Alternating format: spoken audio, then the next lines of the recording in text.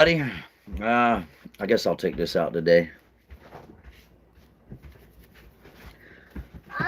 Today we are finishing up into our part 4 of the Action Bible. Yeah, I'm a little late. I'm sorry. I was supposed to be here at 10 o'clock. My bad, guys. I just kind of got caught up in everything. Yeah, I'm here now. That's all that matters. All right. Let me put this on my wrist. There we go. I hope everybody else is doing great today. I want to thank you all for coming out. And let's go ahead and get right into the storybook and let's rock and roll. All right. Baby in a basket. Based on Exodus 1:1 through 2:10. The new Pharaoh in Egypt has forgotten that the Hebrews' ancestor Joseph saved Egypt from the famine. From his royal yacht on the Nile, the king frowns as he watches the Hebrew shepherds with their rich flocks. There are too many Hebrews in Egypt. If we had a war, they might turn against us. I might find a way to keep them from causing trouble. That sounds like a similar government entity that we all know and love, if you ask me. No, love to an extent, and falling out of it as the truth keeps coming out, I'd say. The next day, the king inspects a new building project. We need 1,000 more workers to get this job done, he says. This sounds like a perfect job for the Hebrews. They will work as slaves. It will save us money. And then those foreigners won't be able to cause trouble. So from daylight to dark, Hebrew men and boys are driven from their homes and forced to work under whip-cracking slave drivers. I couldn't even imagine living in a time like that where we were just beaten and abused and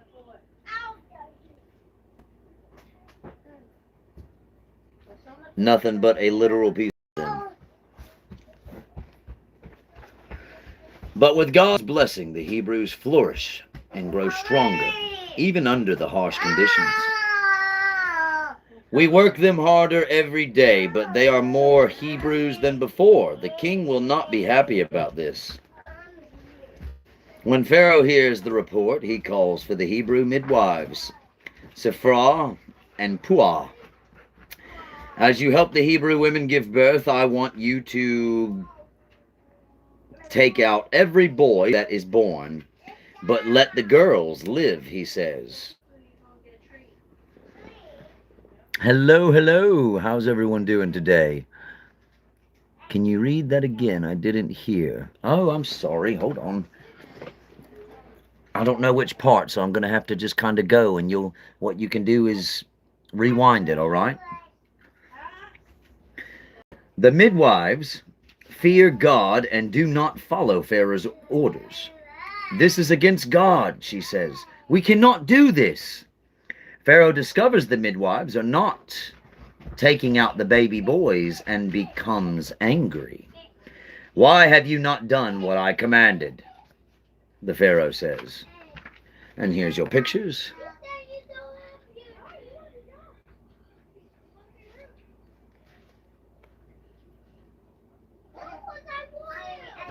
All right, let's move on. I think we're going to like this story. I like this one already.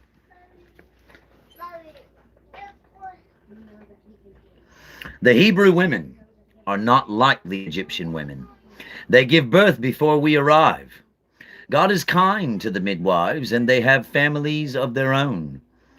I tell you that every boy who is born is to be thrown into the Nile River, but every girl shall live. The cruel order is carried out. Hebrew mothers and fathers risk their lives to protect their sons, but the king's men never give up on their search. Night after night, Abraham, a Hebrew from the tribe of Levi, hurries home from work afraid that the soldiers have visited his home. Oh God, Help us keep our baby boy safe from the Egyptians. Oh, what in the world? Oh, my bad. There you go.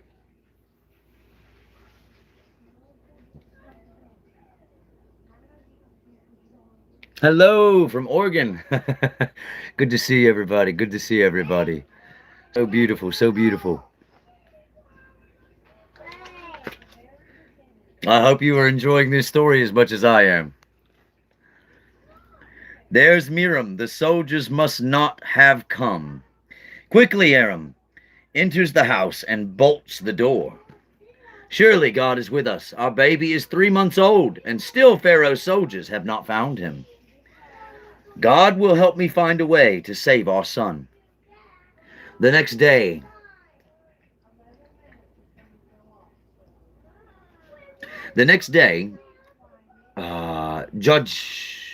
Jochebed prepares a little basket. Keep watch, Miriam. I'm almost finished. You know who Miriam reminds me of? Miriam reminds me of that old lady from that cartoon. What was it? Oh, Courage the Cowardly Dog. You guys remember that one? That was a good movie. That used to be a pretty good cartoon back in the day when I was a kid. That starred on Cartoon Network. If your mothers and your fathers are listening at the moment, they'll tell you what that one is if they remember. Then, carefully avoiding the Egyptian shoulders, she takes the basket and her tiny son to the river. His basket will float like a little boat. Keep watch over him, Miriam. Oh, my son, it tears my heart to send you away. May God watch over you and protect you. Miriam hides in the bushes, in the bulrushes, and watches. The princess, will she see the baby's basket? Look, what a strange little basket. I wonder what's inside.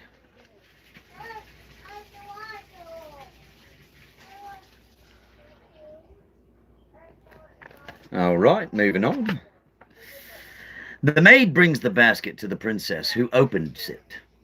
A Hebrew baby. Listen to it cry. We have to find someone to feed and care for him. Just then, Miriam steps out of the bushes. Shall I find a Hebrew nurse for the baby? Yes, bring one to me as soon as you can. Mother, come right away. The princess has found our baby and she wants a Hebrew nurse to take care of him. God has answered my prayer, Miriam. My son will be safe with the princess. Take this baby and care for him. If anyone questions you, send word to me at once. I'm naming him Moses because I pulled him out of the water at the river's edge. Princess on the Run, based on Exodus 2. So the Hebrew baby is returned to his own home, but now under the protection of the king's daughter. That night, Abram and Jochebed gathered Moses with his sister Miriam and brother Aaron. They kneel and pray. Oh God, we thank you for saving our little son. Help us to train him to serve you. Young Moses lives in his home until he is about 4 years old. Then his mother takes him to the palace to live with the princess who adopts him. Years pass, and the boy Moses lives the life of a young prince in Pharaoh's palace. One day he drives through the city to a place where Hebrew slaves are working. As he watches the slaves toll, he is startled by a man's scream.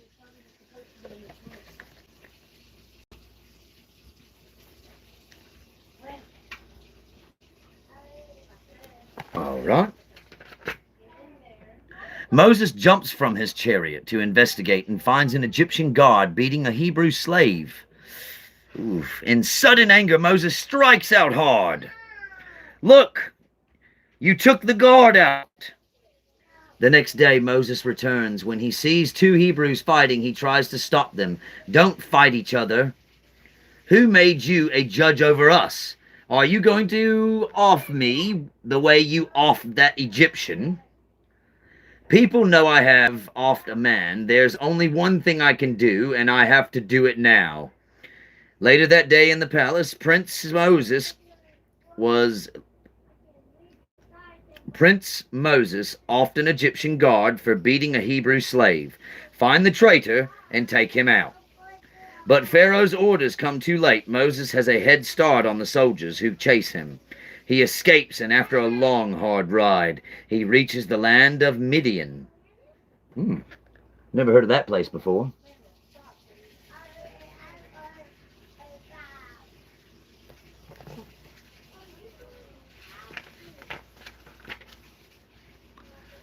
Now, when I said I haven't seen this before, there is a movie once again called The Prince of Egypt. And you can watch this movie and get a whole lot more details about this. Tired after his flight from Pharaoh, Moses rests by a well. Get away from here until we water our sheep. No, we were here first. You leave us alone. I think you should let the woman go first. After all, that's the civilized thing to do. When the women return to their camp, one of them tells her father what happened at the well. A man saved you, and you came straight home. Why didn't any of you ask him to dinner? I am Zipporah. My father Jethro invites you to eat with us. Moses accepts the invitation. The cowardly shepherds retreat, and Moses helps the women water their flocks. Okay, got it. That was at a part. Sorry. And I need a shepherd, a good man I can trust. Why don't you stay with us? Thank you, I will. This will be a good place to hide from Pharaoh. A burning bush. Moses stays weeks and then months. He marries Zipporah, and they have 2 sons. Gershom handles his sling very well. He'll make a good shepherd like his father. Moses works as a shepherd for his father-in-law for 40 years. Year after year, the flocks of Jethro increase, but one year the grasses dry up and Moses leads his sheep to pastures near the mountain of Sinai.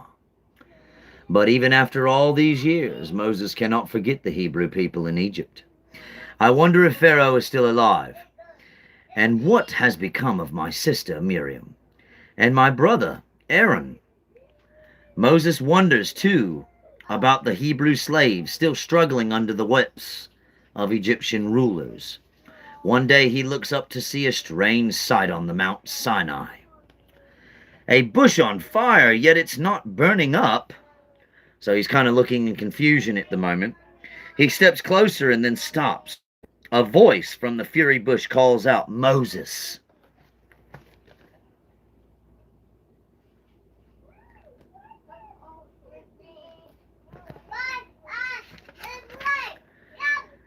I'm here. Once again, Moses starts towards the bush, but the same voice warns him. Don't come any nearer. Take off your shoes, because you are standing on holy ground. I am the God of your father and the God of your ancestors Abraham, Isaac, and Jacob. Moses hides his face in fear at being addressed by the one true God. I have seen my people suffer in Egypt, and I have come down to save them. I want you to bring them out of that land. Then you will lead them to a new home, a land flowing with milk and honey. Now go. I am sending you to Pharaoh. Who am I to speak to Pharaoh of Egypt? Who am I to lead the Hebrews? I am not a leader. I am your leader, and I am with you. Believe me that you and the Israelites will come to worship me on this very mountain. I am not a prophet or a priest. What if they ask me your name? I am who I am, and I will perform my wonders against the Egyptians. What if they don't believe me? Throw your staff on the ground. Moses throws his staff on the ground, and immediately it turns into a venomous snake. He runs in terror. Whew. I think I would too if that happened. That's some serious power.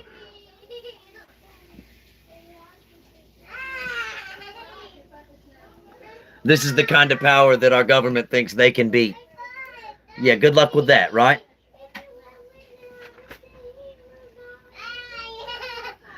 God calls Moses to come back. Then he tells Moses to pick up the snake. Trembles at the power of God, Moses obeys. The Lord has given Moses the power to do this miracle and to others so he can make the people believe. Still, Moses is afraid. Obviously, because he's human, right? I am not a good speaker. I can't do this job. But God is tired of Moses' excuses. And he speaks up to Moses and he says, I made your mouth, didn't I? I can make you speak with it too. But very well. I am sending your brother Aaron to meet you. I will help you both. Speak now. Go. Meantime, in the slave huts of Egypt, the Hebrews are crying out to God to help them. Spokesman for God, based on Exodus 4:27 through 7:11. While Aaron and the brother of Moses is praying, God speaks to him again. Go into the wilderness to meet Moses. These pictures aren't exactly the bestest of action, but at least it gives you the idea.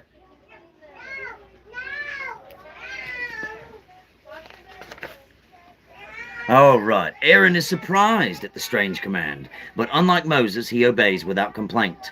He heads out alone into the wilderness. Oh, I guess even Moses wasn't perfect, huh? Because it says here, unlike Moses, he obeys without complaint. I don't even know where in the wilderness Moses is. I hope I'm going the right way. Aaron eventually winds up at Mount Sinai. Moses is waiting for him. Brother! Brother! I've been watching for you. God told me you would come. Quickly, Moses explains that God has called him to lead the Hebrews out of the slavery in Egypt.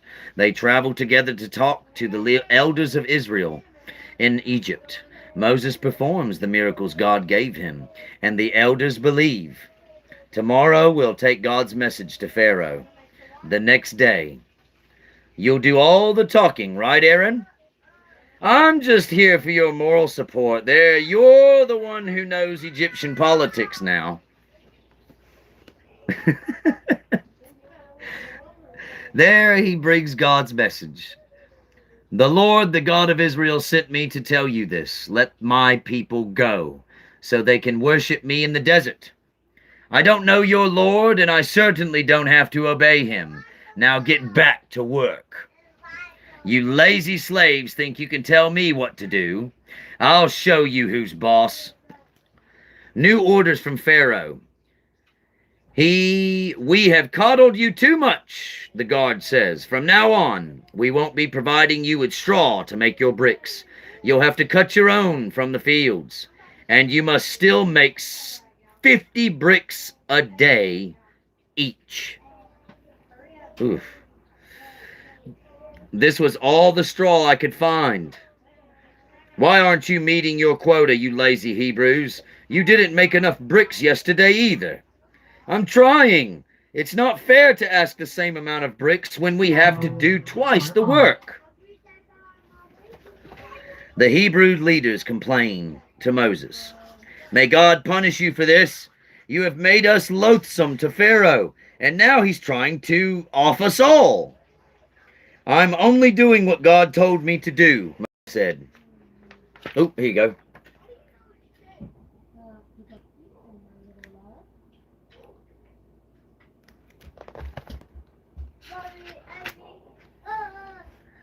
The Israelites no longer believe Moses, and when he complains to God, God only tells him to visit Pharaoh again.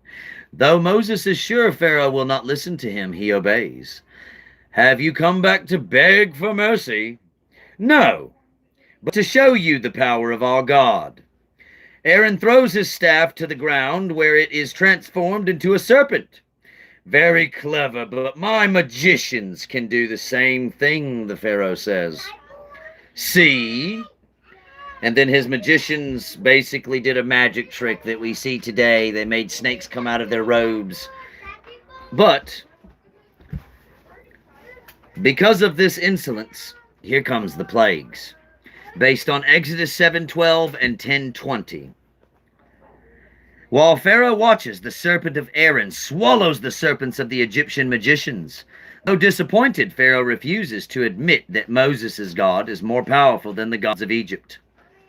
Again, Moses asks for God's help, and again God tells him what to do.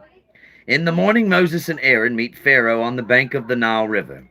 Don't you have anything better to do than bother me during my morning bath? Pharaoh says.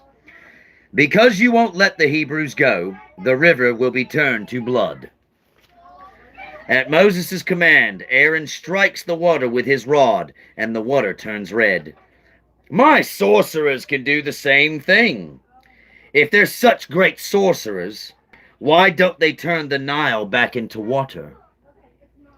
But this they cannot do, and the Nile remains blood for 7 days.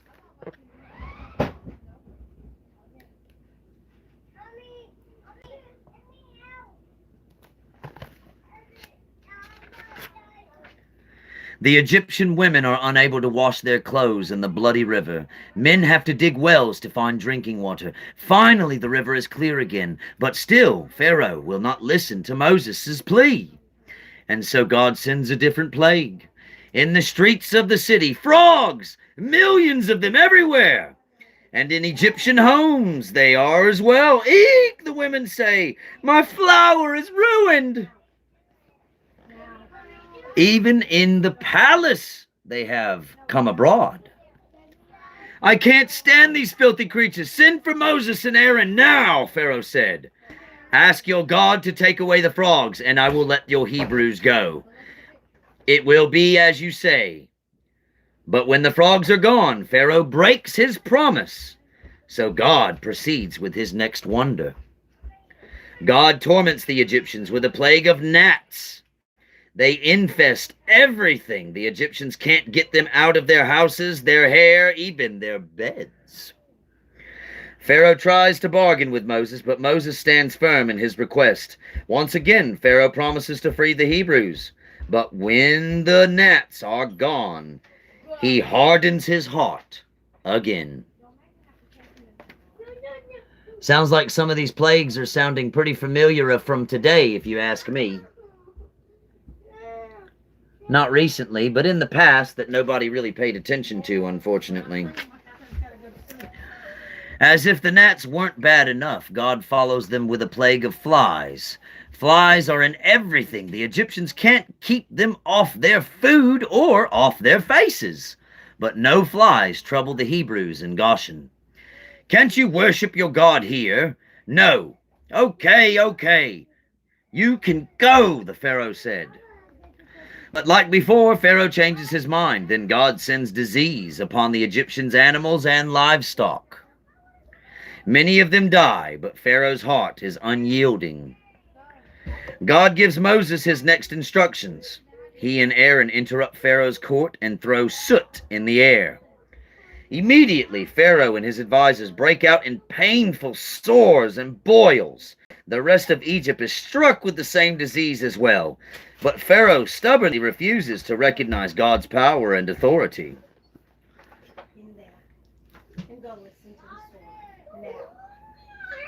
I don't know about y'all, but I kind of remember there being a whole lot of people passing away from what was called the COVID that the doctors really couldn't figure out. Father, why were the slave drivers so cruel today? They are always cruel, son, but right now they are angry to be suffering from terrible boils, while we remain healthy and strong.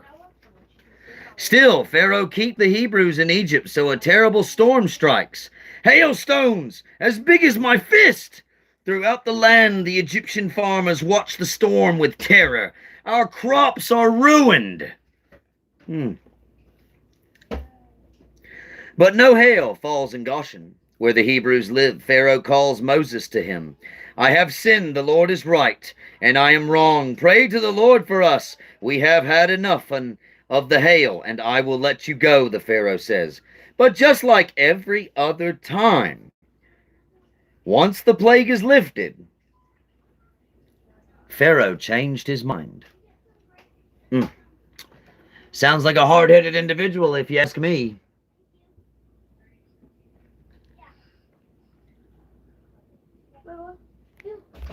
Honestly, it sounds like one of those sayings that was put in my head. You can't teach an old dog new tricks, but in reality, you really can. They just have to want to.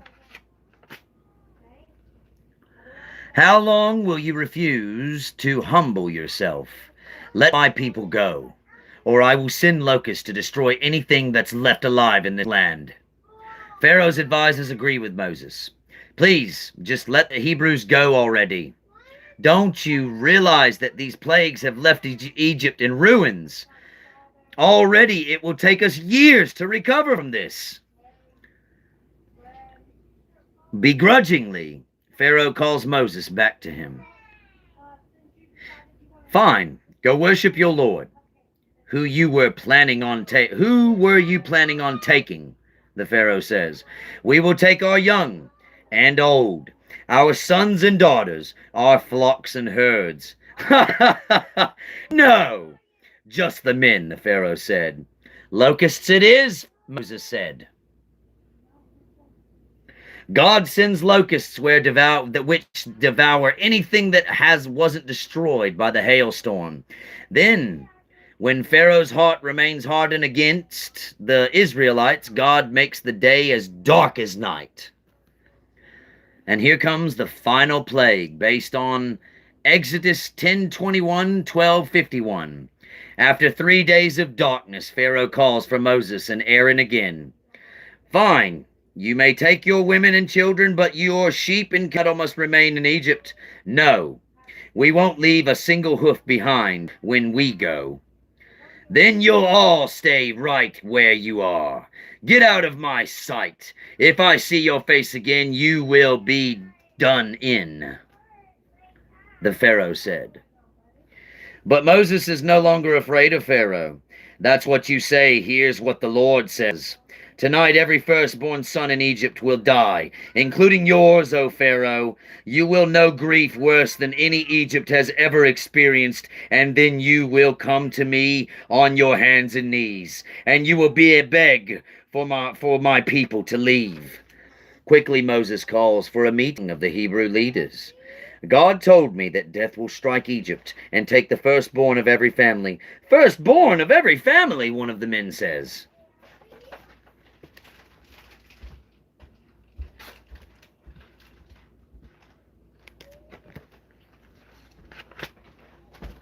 Moses instructs the Hebrews on how to protect their families. Surely this will bring release from slavery. Why are you putting lamb's blood on the doorpost? God told Moses it would be a sign to let death know to pass over our house. Surely this will bring a release from slavery, right? 9 times Pharaoh has broken his promise to let us go. What will he do this time? That evening, every Hebrew family packs all of their possessions, hoping that they will finally be able to leave Egypt. They eat a meal called the Passover, because death will pass over their homes. Just before midnight. What is it? I have no idea, one of the ladies say. And all you can hear is people in the background saying, no, help, no, help. What is it, Mommy? It is God's destroyer. Come away from the window, please, dear. Then at the stroke of midnight, the Lord strikes down all the firstborn of Egypt, but every Hebrew house with lamb's blood on its door is passed over.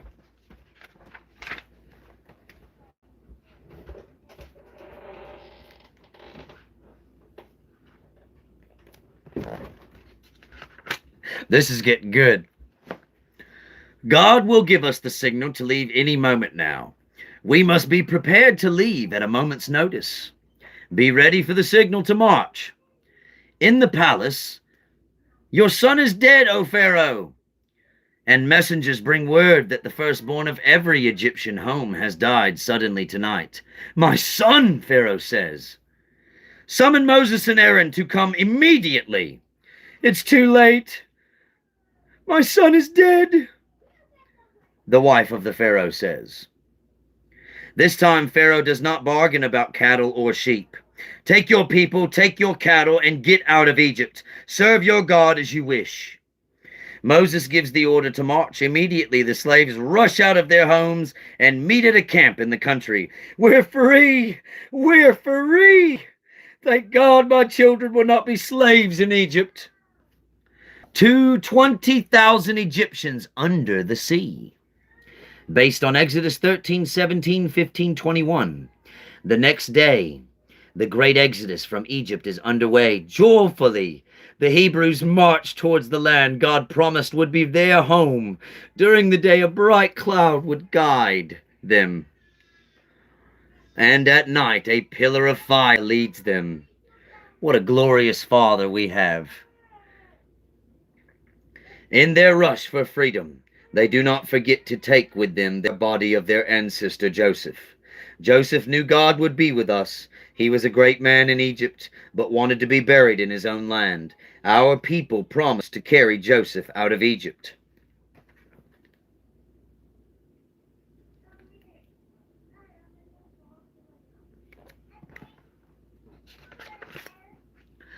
After several days of travel, the Hebrews reached the Red Sea. The sea is in front of us. Meanwhile, back in the Pharaoh's palace, it was a mistake to let those Hebrew slaves go. Some of the work yourselves, you know. It isn't too late. Look. Pharaoh commands that every single chariot and soldier pursue the Hebrews into the desert towards the Red Sea. There are mountains all around. What will we do now? What was Moses thinking to lead us here? They're wandering around like lost sheep, the Pharaoh says. The route they took will lead them into this trap. So much for their brilliant and powerful God. Muster every chariot in my army. Those slaves will soon be back at work making more bricks than ever. Pharaoh's army soon approaches the camp of the Hebrews. Look! Here comes the Egyptian army. We can't escape now. So the people are starting to freak out. They're freaking out. They have no idea what they're doing, and all they can think to do is trust Moses and God. It's your fault, Moses. We're trapped. There were no graves in Egypt, so you had to bring us to the desert for us to be offed. And here's your picture.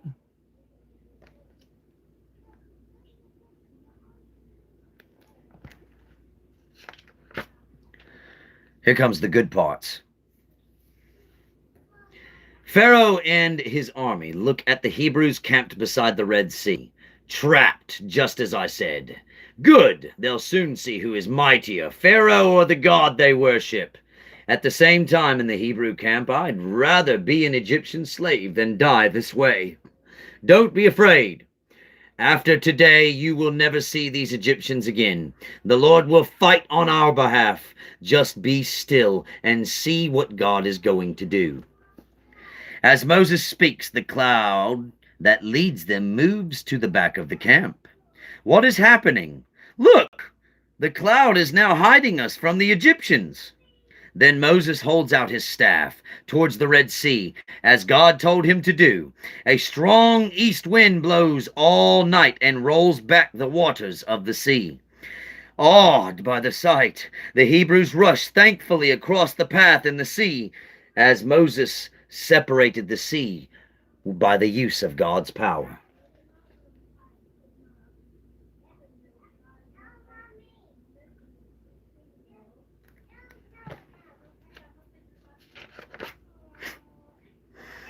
It's not until the next morning that the cloud clears from in front of the Egyptians.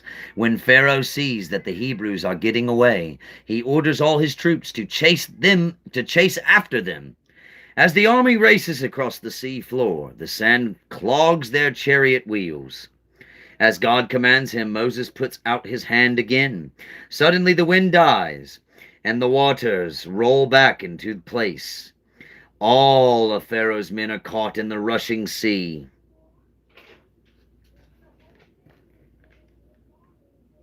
Wow.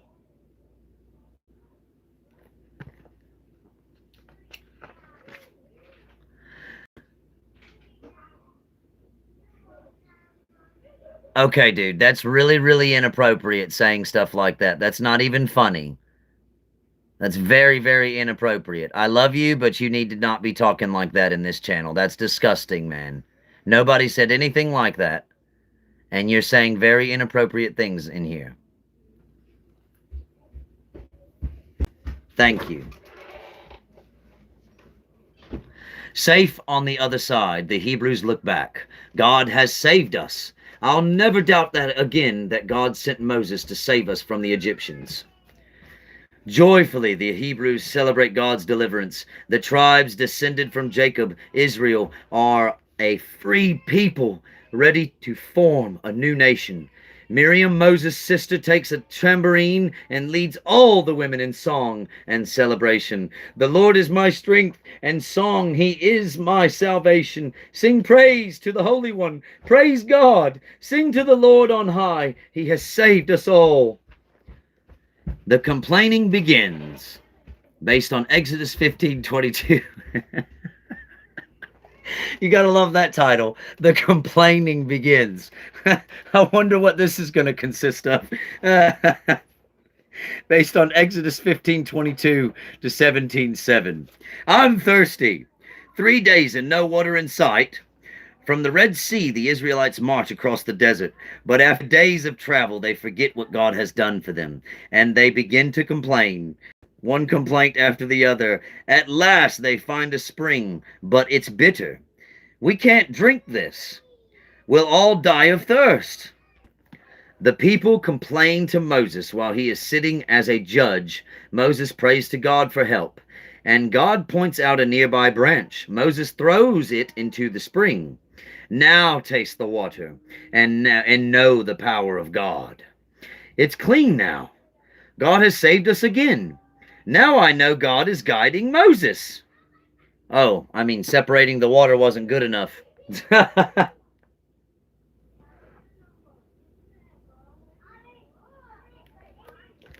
It's amazing what comfort and ease can cause you to forget in history. The people continue their journey as they travel across the hot sands. Their thoughts are of the homeland God promised them. They dream of green fields, fresh streams, great flocks, but then there is no food in the desert. The people grow hungry. They forget that God cared for them. When they were thirsty, angrily they go to Moses and Aaron. Look, our food is gone. How can we feed our children? The Lord should have offed us in Egypt, they're saying. There we had pots full of meat. All the meat we could eat. Have you brought us out here in the wilderness to starve us to death? I am sick of your grumbling. This evening come before the Lord, and he will show you his might. Moses says, Here is God's word. You will have meat in the twilight and bread at the dawn. Eat, be filled, and know that I am the Lord. That evening, great flocks of quail just dropped into the camp. Birds, thousands of them, food, enough for everyone. Moses was right. God sent the quail to feed us. God is leading us. Yes, only God could save us from starving. Never again will I doubt God's power and guidance. Wow. Sent flocks of birds to feed all the starving people. What a wondrous miracle. Early the next morning, the people are surprised to find a strange whitish covering on the ground. What is it? It looks like frost. What is it? It's food that God has sent you. Call it manna, whatever it is. God is so good to us. Gather what you need just for today. How can I be sure there will be more food tomorrow? I'm going to collect as much as I can. See, I'll put this extra aside for tomorrow. No matter what happens to the others, we'll have something to eat. That, my friends, is called creating a safety net. That means that, just a prime example, you don't trust your own abilities and the skills that God gave you, so you created some way to make sure that tomorrow will come in your mind without confronting God first. That's why we're told to always put God first before anything else. so you can avoid these safety nets of thinking that you're not going to be taken care of.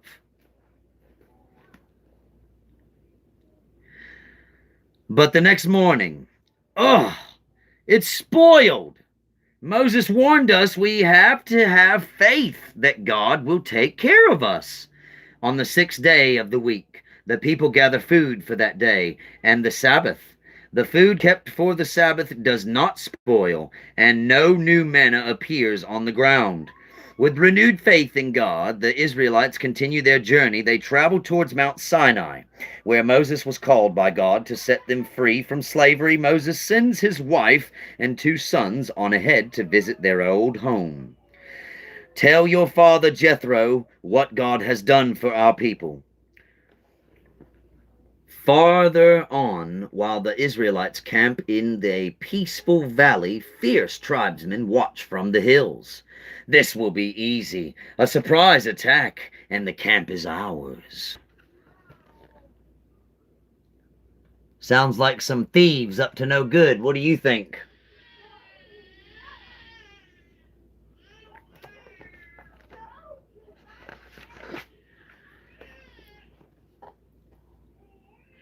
This book is called The Action Bible. I'm sorry, I'm trying to read and I can't. I apologize. I missed your comment. What is consciousness? We have tools of amazing toys. Just Google it, my friend. Consciousness will be explained. From the amazing tools that we ask God to help us create to make life of ease and comfort. I cannot sit here and tell you I know the answer to every question. I'm not God. Armed battle. Amalekites have attempted to ambush the Israelites, but the Israelites' sentinels see the danger. Raiders, prepare for an attack. Moses calls to Joshua, son of Nun, his faithful aide. Joshua, choose our best soldiers and fight off those raiders. I'll stand on the top of the hill with the staff of God in my hand. The battle rages all day. As long as Moses keeps his hand in the air, the tide of the battle goes in favor of the Israelites. But when Moses' weary arms drop, the Israelite soldiers fall back in fear and retreat before the savage attack of the raiders. To win the fight, Moses must keep his arms raised, but Moses cannot hold up his arms all day. High on the hill, Aaron and the Hur are forced to hold up Moses' tired arms so that the Israelites will win the battle. Look, Moses is holding the staff of God above us. Fight, men! We won't fail now! Yeah. After a tiring day, both for the soldiers and for Moses' arms. God gives them the victory. At sunset, Joshua's men returned victorious. Here comes the victors. Give your praise to God. Without his help, we would have failed.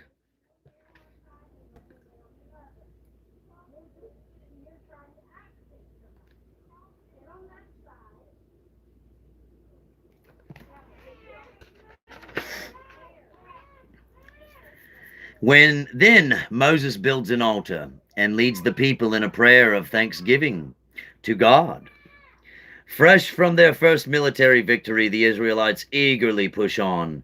Only a few weeks ago, we were slaves in Egypt. Now we are free and strong enough to defend ourselves. When we get to the promised land, we'll build a nation mightier than all Egypt. Good advice based on Exodus 18:19. When they reach the wilderness, the Mount Sinai, Moses sets up camp. One day a messenger brings him good news. Your father-in-law Jethro, your wife, and your sons are on their way to see you. Moses goes out immediately to meet them. I'm so glad to see you. I've heard the wonderful things God has done for you and your people. Proudly, Moses shows Jethro around the camp. As the day goes by, Jethro notices that people bring their complaints to Moses all day long. That sounds about like, I don't know, another story of another person that we all know and love called Jesus. I'm pretty sure there were Hundreds of people in line, one at a time, ready to meet him and see if they were worthy of being healed by God's miracles. Moses, you can't serve as judge to all these people by yourself. You need to learn a little thing called delegating. Find other wise men, teach them the way of the Lord, and let them judge for all of these people in your place.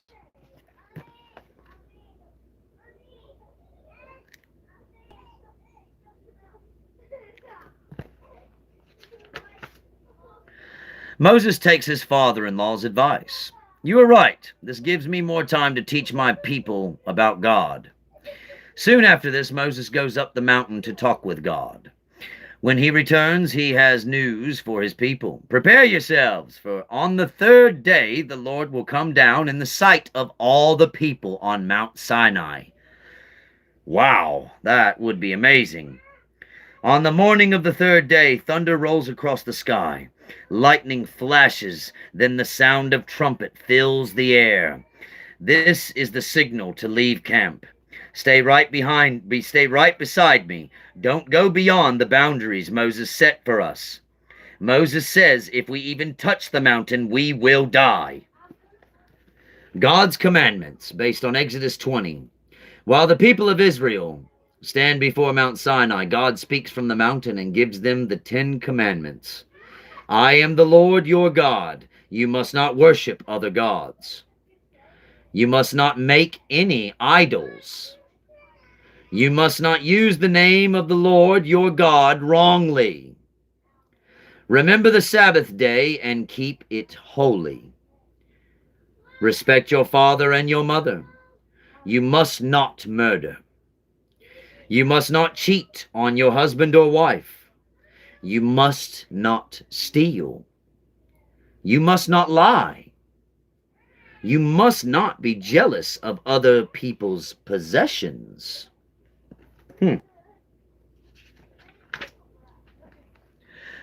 A golden... Oh, here you go. I'm sorry, I didn't show you the page.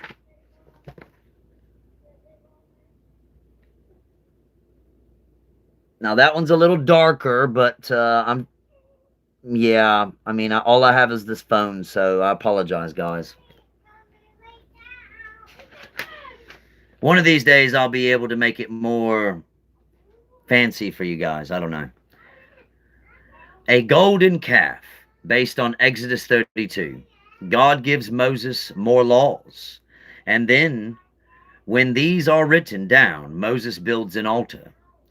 He and his people make an agreement or covenant with God. The people promise to follow all the Lord's commands. Later, God calls Moses to come again to Mount Sinai, where he will give Moses the law written on stone tablets. Joshua goes part way with him. Days pass and Moses does not return. When is Moses coming back? Can we go look for him? We don't know when Moses will be back. But you must not follow him up the mountain. He is alone with God.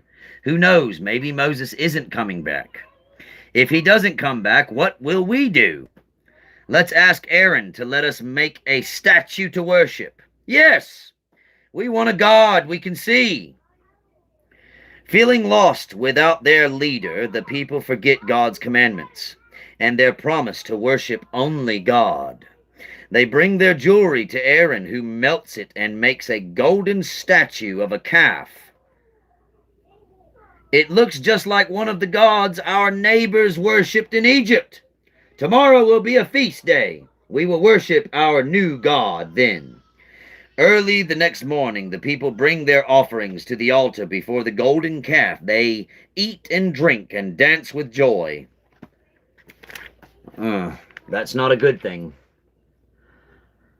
And this should remind you of what we see today.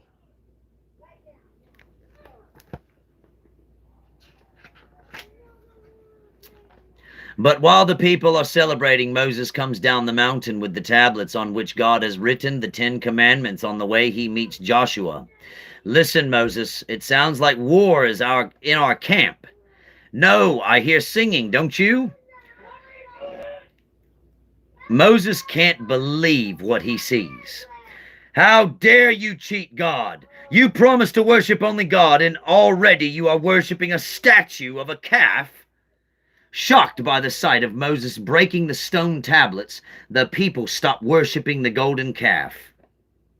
What will Moses do to us? Aaron, who made this idol. It's not my fault. The people gave me their gold. I just threw it into the fire, and out came this golden calf. Then throw it back into the fire where it came.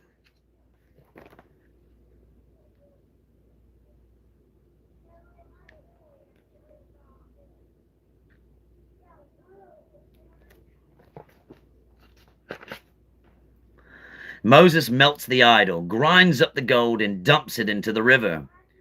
You know, that reminds me, in the Euphrates River, what did everybody find recently? Oh, a whole bunch of gold. I don't know. I guess that's just a coincidence, isn't it? Now, all of you drink this water. Drink it? It's awful. Ugh. This will make us sick. Just drink it. Let this be a lesson to you. Ponder your faithlessness while I go back up the mountain and ask God to forgive you. High on the mountain where he receives God's commandments, Moses kneels to pray. These are a stubborn, rebellious people. Leave me, Moses, so I may destroy them. Oh, I guess the time of Noah wasn't the only time God decided to. There you go. Lord, please forgive them. You promised Abraham, Isaac, and Jacob to bless their descendants. I know they don't deserve it, but if you destroy them, the other nations will think that you can't fulfill your promises. Back in the camp, the people pray for Moses' safe return. They hope beyond hope that the Lord will forgive them. But when they see Moses coming down the mountain, they are terrified. It's Moses, but look at his face. It's as bright as the sun. The glory of having been with God shines on Moses' face. He covers his face with a veil so that the people will not be frightened. Don't be afraid. God has forgiven you.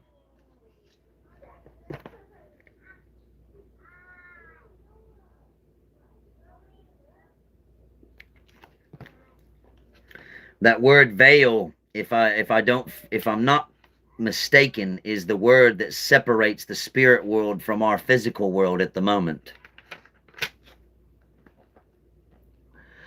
The tent of meeting, based on Exodus 35:40.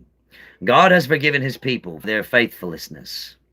He gives Moses more laws and writes the 10 Commandments on 2 new tablets of stone. But God has more in store for the Israelites to do. God has given me plans for a tent house of worship. Bring your offerings and we will all work together to make it. Sounds like a church to me. All who are willing gladly bring jewelry, cloth, skins, rare metals, and wood so that God's house will be beautiful. Moses chooses people who have special skills to help with construction. At one point, so many supplies are gathered that Moses asks the people to stop bringing new things. Please work with the gold, silver, and bronze. We will need to weave skins together as fine as linens. Weaving curtains with linen dyes blue, purple, and scarlet. Take your skill working with wood and help there. Make the ark, EX 37:1-9. Hammering out lampstands. They hammered out lampstands and they created basins. All of those things have references to the Bible in them.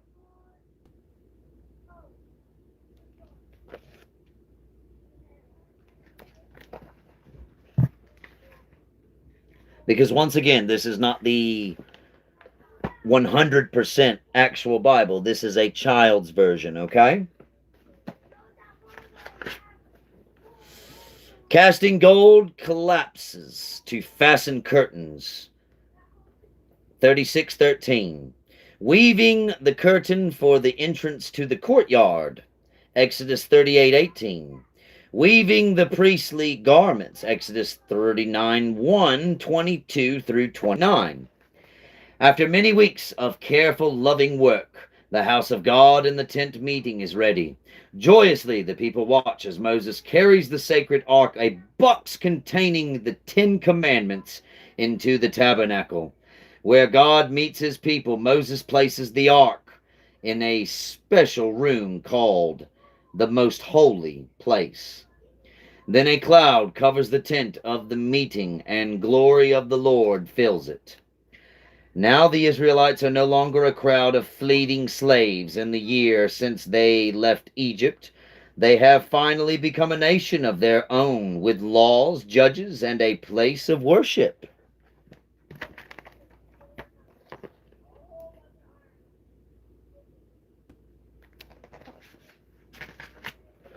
Sacrifice and blessings, based on Leviticus and Numbers. God appoints Aaron and the rest of the tribe of Levi to be his priests. And he teaches Aaron the word of blessing to share with the people. May the Lord bless you and keep you. May the Lord make his face shine on you and be gracious to you. May the Lord turn his face towards you and give you peace. God gives his people rules for living so they will forget the Egyptian ways of living and think about God's ways. God wants his people to be holy because he is holy. He tells them how to make the sacrifices to show that they are sorry for their sins. Excuse me. I want sacrifice to God, but all I can afford is this pigeon. Dear woman, God does not care about the size of the animal, only the sincerity of your heart. There are many different sacrifices God asks the Israelites to perform. One is offering of the scapegoat. Aaron stands before the crowd and casts lots between the goats. Hello. Mommy, why are there 2 goats up there? One goat will be a sacrifice to the Lord, but the other will take all of our sins upon it. I will take all the wickedness and sins of Israel and put them on your head. Now go be banished into the desert and take our sins far away from us. Through sacrifices and special feast days, God reminds the Israelites of what he has done for them and teaches them how they should live.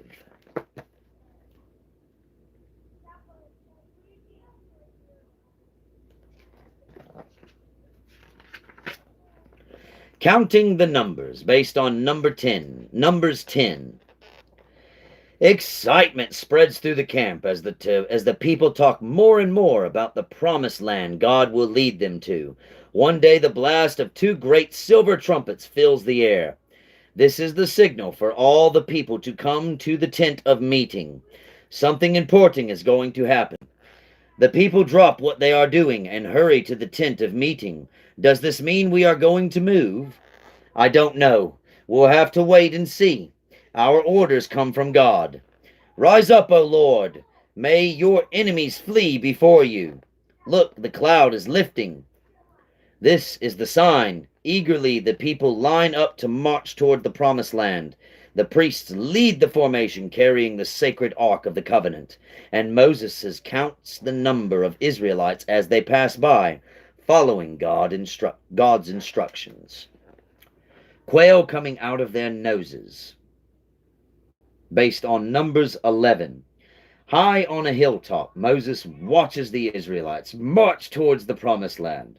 God is leading us, so we don't have to be afraid of anything. Moses is right. The people have nothing to fear.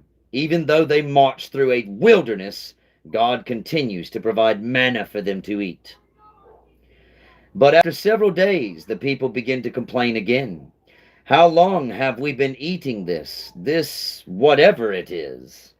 Manna, I'm getting so tired of it. Don't we have anything else to eat? No. Remember the melons and meat we had in Egypt? They would taste pretty good right now. And the cucumbers, Daddy. Remember the cucumbers? Yeah, I thought God promised to take care of us.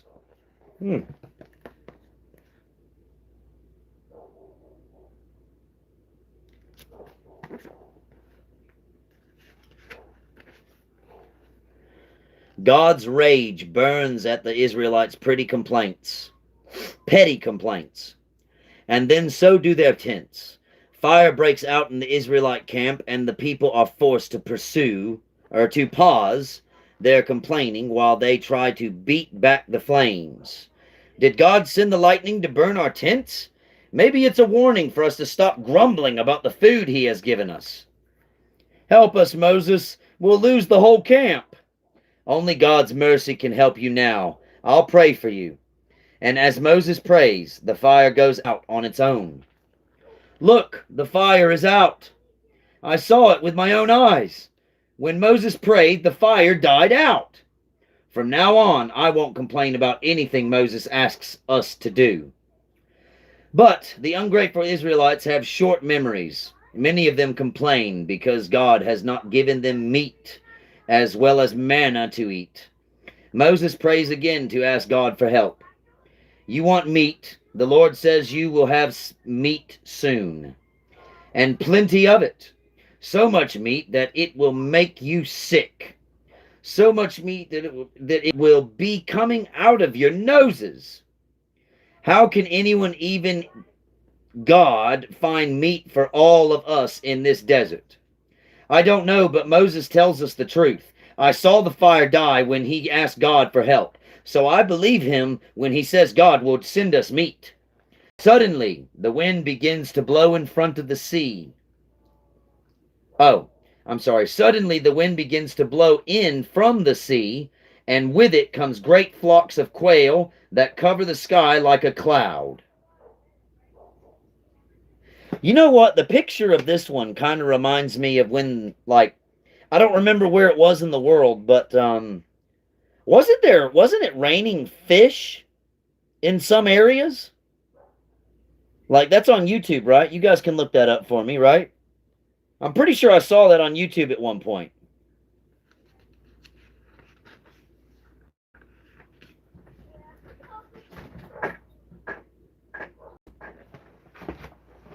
Hang on, guys. I'll be right back. Give me a minute.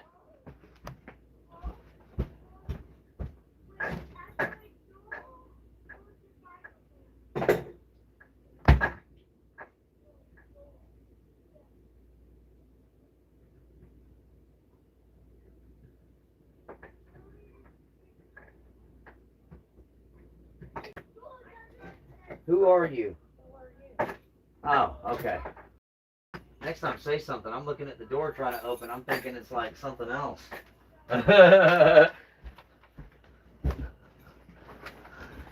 All right, Gamal just got here, guys. Sorry, give me a second. We'll be right back with it in just a minute. This is good. I'm interested. All right.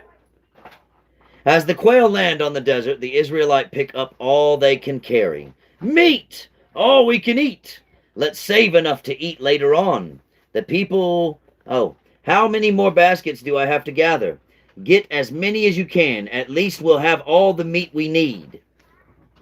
The people stuff themselves until many of them are sick. It serves me right. I was too greedy. Soon after this, the order comes to continue the journey. Once again, a cloud leads the people by day, and a pillar of fire leads them at night. They travel to a campsite closer to the homeland God promised them. No sooner is camp set up than Moses' own brother and sister turn against him. Moses acts as if he is the only spokesman for God. He seems to forget, Aaron, that you are the high priestess. Oh, goodness gracious. Here comes the jealousy. Sibling rivalry based on number 12. After all these years, Aaron and Miriam are tired of always following the command of their little brother, Moses. Why does God favor him? You're right, Miriam. It's time we have a talk with our little brother. In anger, they go to Moses. We're tired of having you run everything, Moses. Do you think you are the only one who can speak for God? Didn't God call Aaron to be the high priest? And don't forget, I'm a prophetess too. Before Moses can answer, God calls the three of them to the tent of meeting. I have always spoke to my people through dreams and visions. Moses is the first prophet I have ever spoke with face to face. Doesn't that tell you something? Don't you think you should be afraid to disrespect my chosen deliverer? Then the cloud disappears when Miriam and Aaron look around. They get the shock of their lives.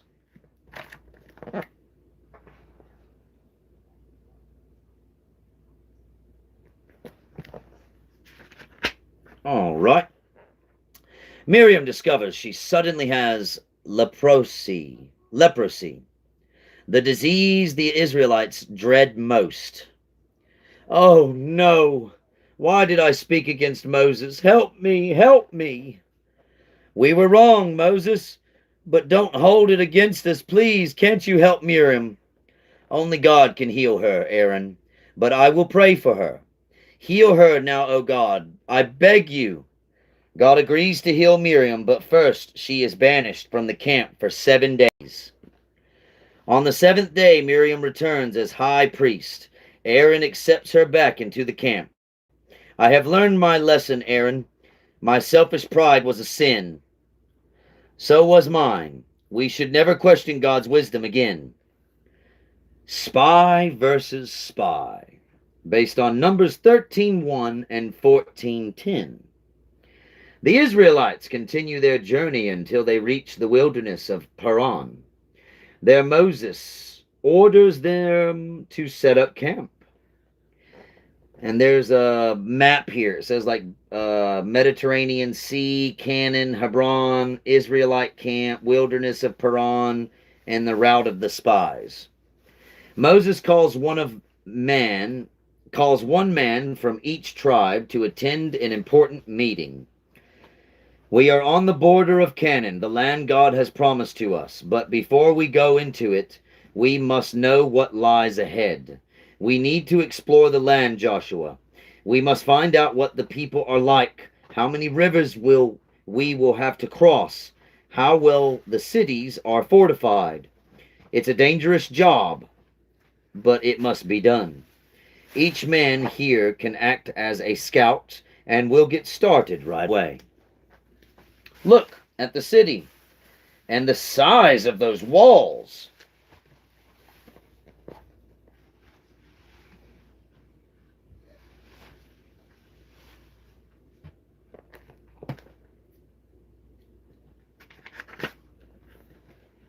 A few miles away, look, giants.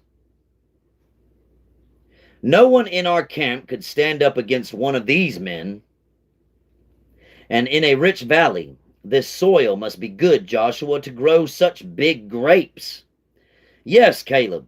Let's go back to camp and tell Moses. The whole camp welcomes the returning scouts. Look at those grapes. They make me think of the fruit we had in Egypt. Other scouts report what they've seen in Canaan. It's a rich country, good crops, but filled with giants and walled cities.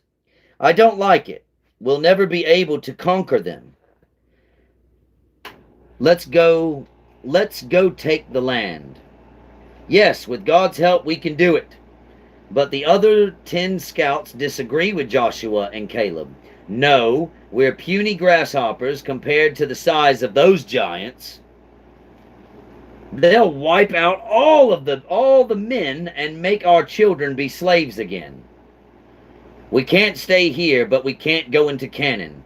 I don't know what we should do. I say we go back to Egypt. Oh, goodness me. God led us here. Trust him, and he will help us conquer the land he promised us. But can we be sure? Where is your courage and your faith in God? There is only one way to stop Joshua's wild talk.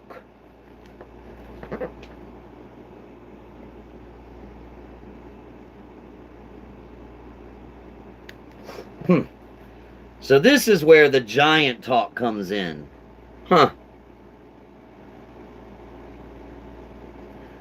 So I guess the Nephilim's not only mentioned in the Enoch book, but it's also in this story too, mentioned briefly.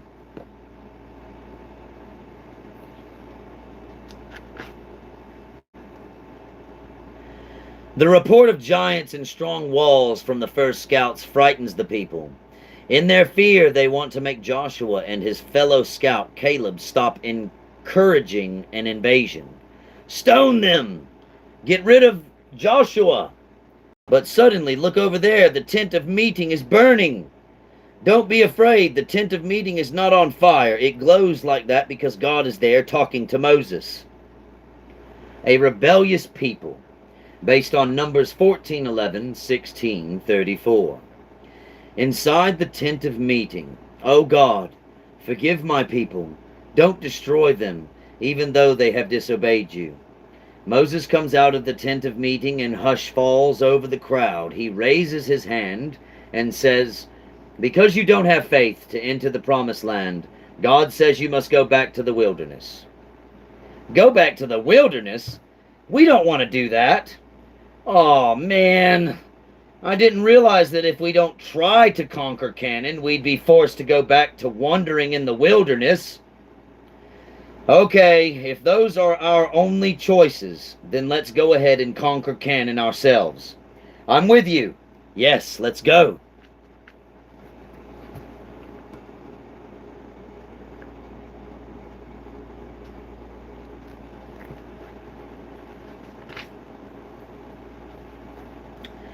Plans are quickly made, and the men go to tell Moses, you can go back to the wilderness, but we're going on to Canaan. You have switched from cowards to fools. No, don't try it. In fear, you rejected God's promises, and now suddenly you think you can win a battle on your own against the very giants you feared.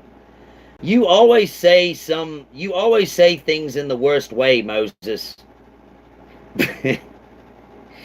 Well, open your eyes and you might see your wrong right in front of you then. It says this word. The rebellious idiots form an army and set out immediately to conquer Canaan. We fought off raiders. We can conquer this land too. And we can do it without Moses. But as they go up a hill, the defending army attacks. This is a massacre. Let's get out of here. If we get back alive, I'll obey every word Moses says. I bet you will. The battle is soon over. The defeating Israelites limp back to camp. What happened? We didn't have a chance. The enemy came at us from every direction.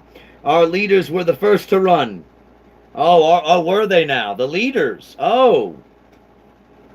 The people see the results of disobeying God, and for a time they gladly followed Moses. But then a man named Korah and others who helped in the tent of meeting grow jealous of Moses' leadership. We are as good as Moses. Why should he tell us what to do? Let's tell Moses we'll take care of things ourselves. Korah and his followers go to Moses, and Moses calls all the people together. Tomorrow the Lord will show us whom he has chosen to lead our people.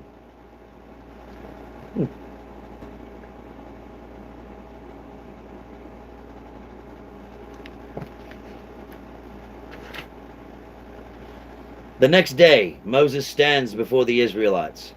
Get away from Korah and these men who will lead you to evil. If you don't, you'll lose your lives. Here is proof of my authority.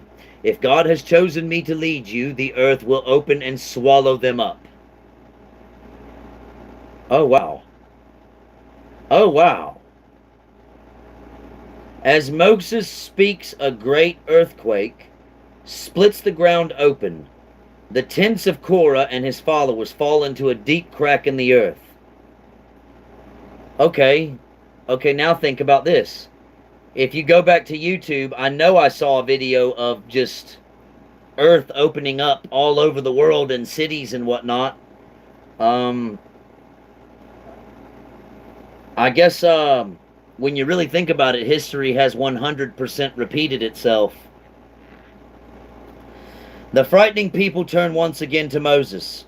As God commanded, Moses leads them away from the promised land to wander in the wilderness for 40 years. What a punishment. 2 strikes based on Numbers 21 through 13. You're out.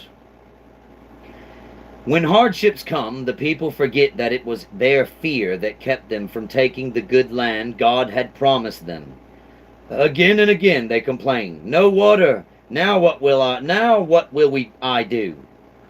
The spring is dry. How can I cook or wash?"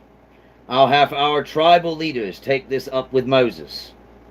"Well, Moses, where are we going to get water? Did you lead us out of here to die or thirst?" "Well, we've had enough. Let's go back to Egypt. At least there we had food and water. You want water, I'll give you water." In a fit of anger, Moses strikes a nearby rock with his staff twice. Water pours out, but God is not happy. How can Moses teach the people to obey if he doesn't obey? Because of his bad example, God tells Moses that he will not enter the promised land. Oh.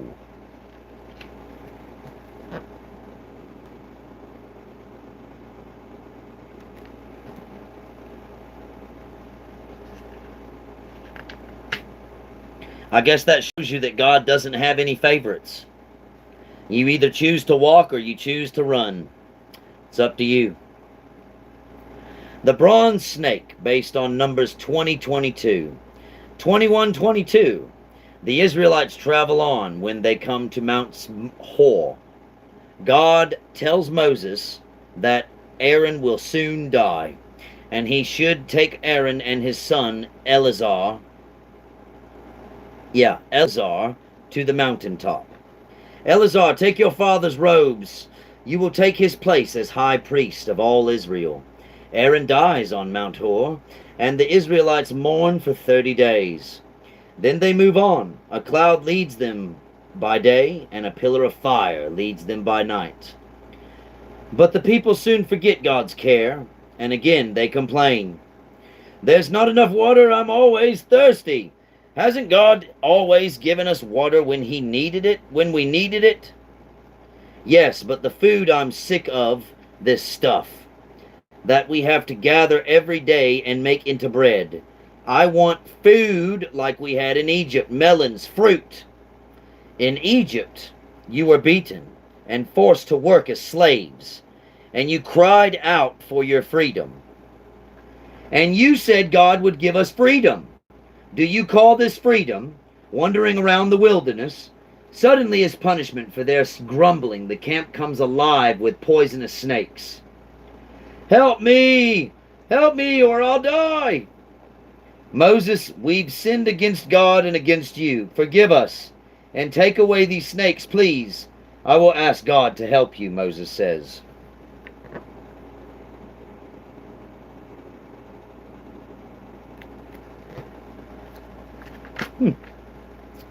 Moses prays, and God tells him to make a bronze snake and put it on a pole.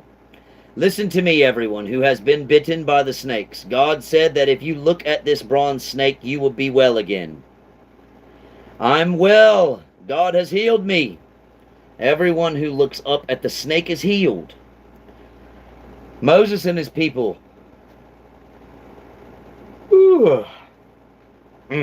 Almost bedtime, I would say. Moses and his people continue their journey. This time, no one complains or questions Moses' right to lead. When they reach the border of the Amorites, Moses summons 2 messengers. Go, speak to King Sihon. Ask him if we may pass through his land in peace. The wonderful win against Og, or Og. O king, our leader, Moses has asked if we may pass through your country. We will not drink from your wells or before he can finish talking, "No! Get out, stay out, all of you." Why should he be so angry? I don't know, but I'm scared. What are we going to do now? Meantime, in King Sihon's palace, attack the Israelites right away. We'll catch them off guard and destroy them. In the Israelites' camp, Moses and Joshua listens to the reports of the messengers. They might just try to attack us. Let's get ready in case they come.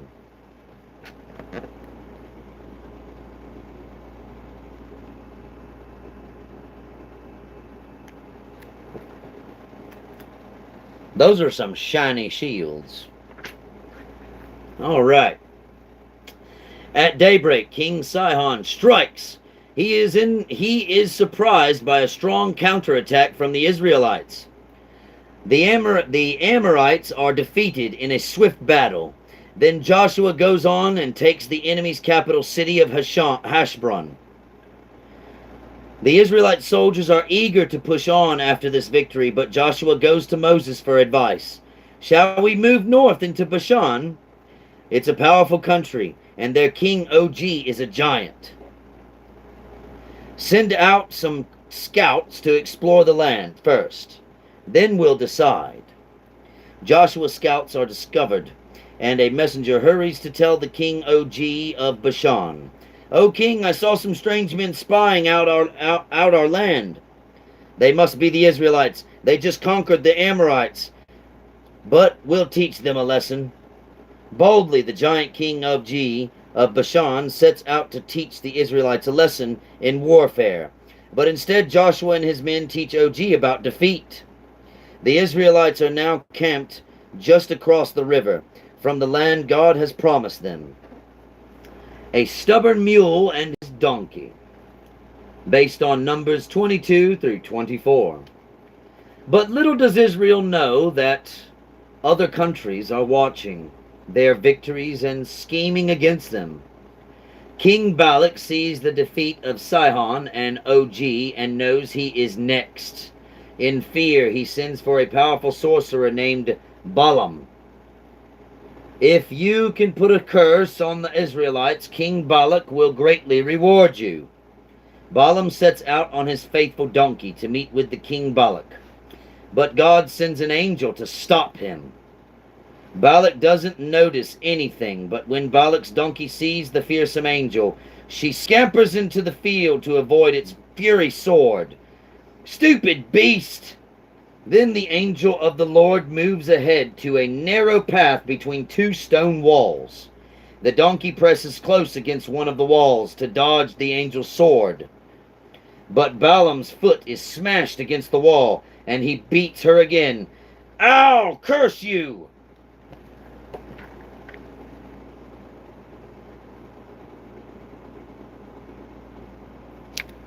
Guess it goes to show you God doesn't play games. Finally, the angel stands in a narrow place where the donkey has no place to turn.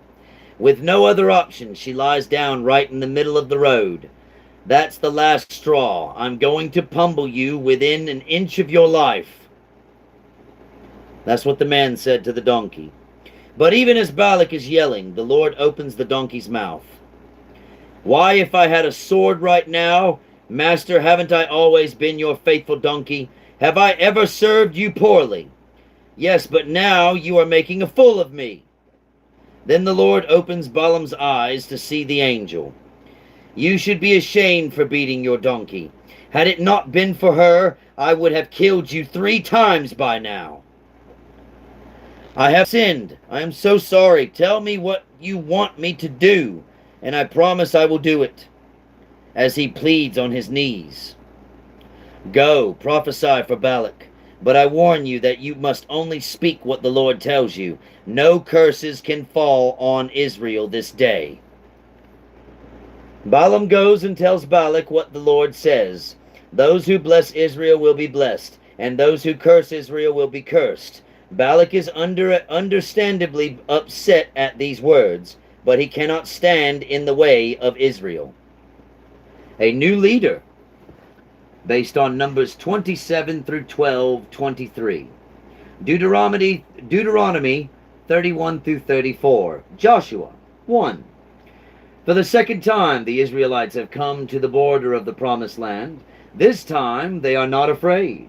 Men talk of the flocks and herds they will have, and women dream of peaceful homes. But Moses' feelings are bittersweet. He calls the people together.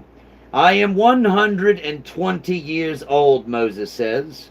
I can no longer lead you. And God has already told me that I will not enter the promised land. So God has appointed a new leader. Joshua, come and stand before the assembly. The people cheer Moses' successor. Joshua has proven himself faithful to God and a brave leader at that moment. The Lord speaks, confirming his choice of Joshua. Be strong and courageous, Joshua, for you will bring the Israelites into the land I promised them, a land flowing with milk and honey, and I myself will be with you. Then the aged leader climbs Mount Nebo and gazes down on the land God has promised his people. There alone with God he dies. The Lord himself buries Moses, and this day no one knows where his grave is. Wow. I didn't know that.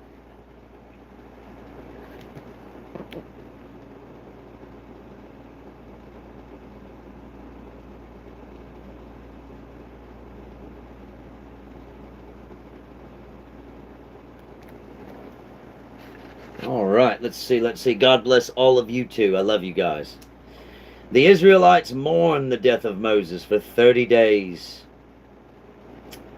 Joshua prays to God for help, and the Lord answers, don't be afraid, for the Lord your God is with you. Get the people ready, go across the Jordan River. I want you to go into the land I am going to give you. Then Joshua, the new leader, calls a meeting. The campaigns ahead will be hard and dangerous, but I'll seek God's guidance in everything we do. And we will follow you as we did Moses. I hope not. I'd prefer less complaining. I like that one. That was funny. Joshua sends word through the camp. Get your supplies ready. We're going in to take the land. 3 days from now, we'll cross the Jordan River. Then we must capture the city of Jericho. But first, we need to learn everything we can about it. We are sure we can take Jericho. Yes, 40 years ago, our father turned back because they were afraid. Let's trust in God and the man he has chosen to lead us.